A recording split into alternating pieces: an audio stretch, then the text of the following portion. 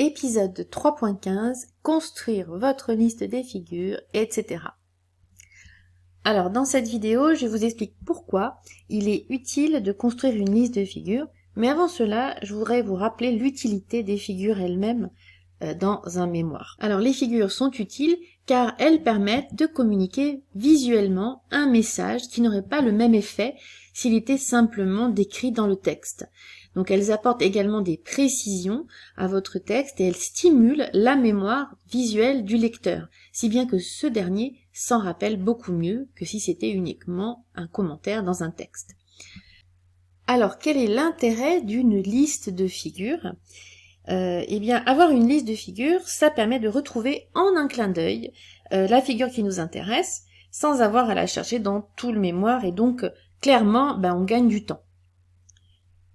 Alors, avant de parler de la liste des figures à proprement parler, j'aimerais vous donner quelques consignes, recommandations concernant la manière de présenter vos figures. Alors, une figure, elle doit avoir un certain nombre de caractéristiques. Premièrement, elle doit être lisible. Et lisible seule. On ne doit pas être obligé d'aller chercher le commentaire, les explications dans le texte pour la comprendre. Le second point, c'est qu'elle doit être explicite seule. Donc les abréviations, les sigles, les l'abscisse, l'ordonnée, tout cela doit être clairement indiqué sur la figure. Ensuite, une figure doit être numérotée en chiffres arabes. La numérotation se fait par ordre d'apparition dans le texte.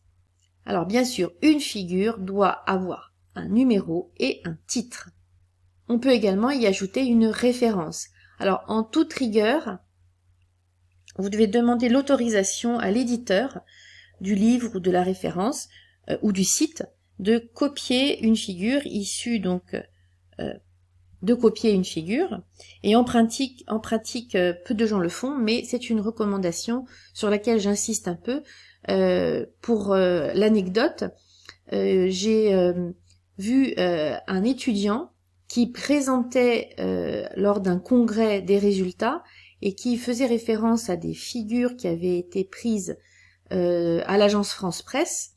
Eh bien, figurez-vous que quelques semaines plus tard, il s'est fait rattraper parce qu'il n'avait pas demandé l'autorisation de publier cette figure lors du congrès, et donc il a dû payer quand même la somme de 1500 €. Donc je vous invite à faire attention, vous aussi, à l'utilisation des tableaux, des figures, des illustrations, des images, etc. et de passer par la case demande d'autorisation. C'est très facile, vous envoyez un mail à l'éditeur et en général ils se font un plaisir de vous répondre très rapidement, ça leur fait un peu de publicité, donc en général ça se passe très bien. Voilà, je referme la parenthèse sur ce point spécifique à la propriété intellectuelle. Alors enfin, une figure doit avoir une légende. En général, c'est difficile de lire une figure sans légende, sauf exception. Alors, une règle importante concernant les figures, comme pour les tableaux et les annexes d'ailleurs, elles doivent être annoncées dans le texte avant d'apparaître, puis elles doivent être commentées. Le commentaire doit être situé à proximité de la figure et pas 3 pages plus loin ou 3 pages avant. Enfin, dans la mesure du possible. Alors, par exemple, ici, donc, j'ai mon texte qui annonce la figure. Si 83,3% des femmes, n égale 1674, allaitent à la sortie de la maternité, seules 573, soit 28,5%, ont nourri leur enfant exclusivement au sein pendant une période d'au moins 3 mois. Figure 9. Voilà ma figure 9, avec le titre, la numérotation, durée de l'allaitement maternel exclusif des nourrissons ayant participé au bilan de santé à 18 mois de l'accord Paris, n égale 2009, et d'après MR 2011. Alors, 2 solutions pour faire maintenant votre liste. La solution manuelle et la solution automatique. Donc, je vais vous montrer ça en démonstration sur mon fichier Word. Donc, voilà ici, j'ai mes différentes figures. Bon, je les ai mises les unes à la suite pour la démonstration. Et maintenant, je vais vous montrer la solution manuelle quand vous n'avez pas trop de figures. C'est la plus sympa, la plus rapide. Donc ici, je copie les différents titres de mes figures.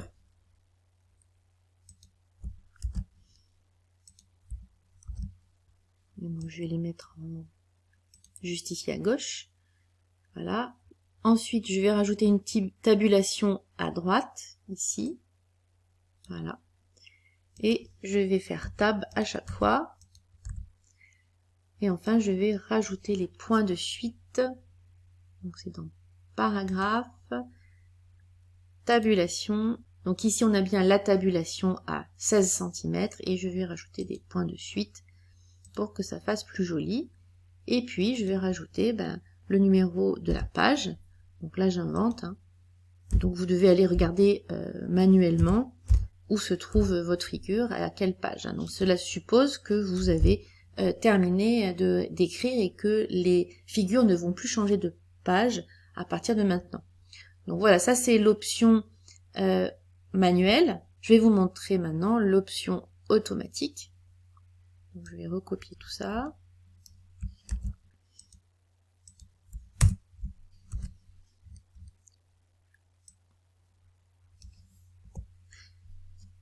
Donc ici, je vais enlever figure 1 que j'avais écrit manuellement et je vais aller sur référence, insérer une légende. Ici, je vais demander à ce que ce soit le mot figure qui apparaisse. La numérotation me convient.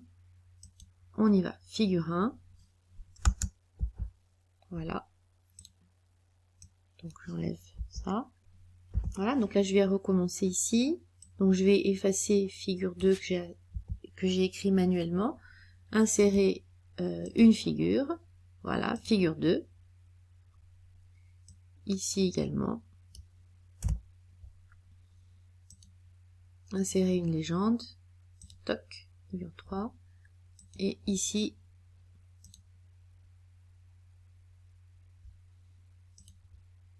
je vais mettre en centré. Alors vous pouvez centrer ou juste ici à gauche vos figures, hein, ça dépend un petit peu. Là, il n'y a pas vraiment d'obligation. Et voilà, donc maintenant je vais insérer une table des illustrations. Voilà. Et voilà, j'ai ma liste des figures qui apparaît automatiquement ici avec la pagination. Donc je vous montre ici, si jamais on est sur des figures qui ne sont pas sur la même page, hein, ce qui va être votre cas, je pense. Eh bien, pour mettre à jour votre table, eh bien, il suffit de cliquer ici, clic droit avec la souris, mettre à jour les champs, mettre à jour les numéros de page uniquement. Et voilà, vous avez ici automatiquement la mise à jour des pages. Donc vous voyez, c'est extrêmement pratique pour vous constituer une liste de figures automatique. Donc on a vu les deux. Alors ici, un exemple de liste des figures. J'attire votre attention sur le fait que il faut que la police soit toujours la même. Ensuite, éviter les abréviations. Éviter les références également, selon l'OMS, etc. Ici, vous voyez les sources. Là, normalement, il faudrait l'enlever. Il faudra le garder, bien sûr, dans le titre de votre figure, dans le texte, mais pas ici, dans la liste des figures. Il faut que ce soit absolument épuré pour que ça reste quand même lisible. Alors, voyons maintenant les principales erreurs autour de la liste des figures. La première, la plus fréquente, c'est une figure illisible ou floue, ou trop petite. Je ne me souviens pas d'avoir assisté à un jury où ce commentaire négatif n'avait pas été dit au moins une fois. Alors, pour éviter cela, je fais attention au moment de copier la figure, à bien sélectionner au moment du collage, collage spécial. Puis image en mode point, ou image métafichier améliorée, ou image indépendante du périphérique DIB. Je choisis celle qui, une fois copiée, donne le meilleur résultat en termes de qualité. Donc ça, c'est vraiment important. C'est pas la peine de mettre une figure si elle n'est pas lisible. La seconde erreur, c'est de ne pas mettre de numéro ni de titre. Donc ça, c'est très fréquent également. La troisième erreur, c'est de ne pas annoncer la figure dans le texte. Donc je vous ai émis cette règle, elle est très importante. L'erreur numéro 4, c'est le numéro de la figure annoncée dans le texte n'est pas le même que le numéro de la figure dans le titre. Donc ça également, ça apporte de la confusion au lecteur. Et enfin, la dernière erreur, qui est aussi assez fréquente, c'est de ne pas commenter la figure. Hein. Donc, quel est l'intérêt de mettre une figure si vous ne la commentez pas?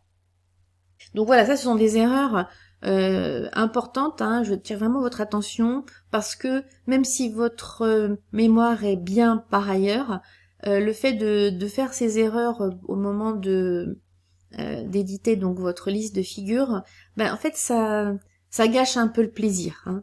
De même, hein, c'est valable aussi pour la liste des tableaux, des annexes, etc. Donc ce serait dommage de finalement casser un peu l'image que le lecteur avait jusqu'à présent de votre mémoire avec ce genre d'erreur qui est parfaitement évitable. Et voilà, et donc maintenant c'est à vous.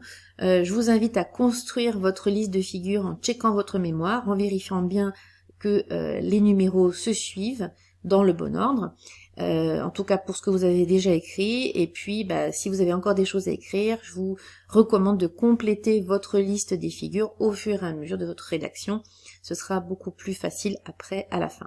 Alors important, je répète, vérifiez que vous avez bien respecté la règle énoncée précédemment, c'est-à-dire que la figure doit être annoncée dans le texte avant de faire figurer votre figure, et elle doit ensuite être commentée. Et puis surtout, regardez bien les numéros des figures qui doivent absolument se suivre. Voilà, je vous laisse à votre liste et je vous dis à très bientôt pour la suite.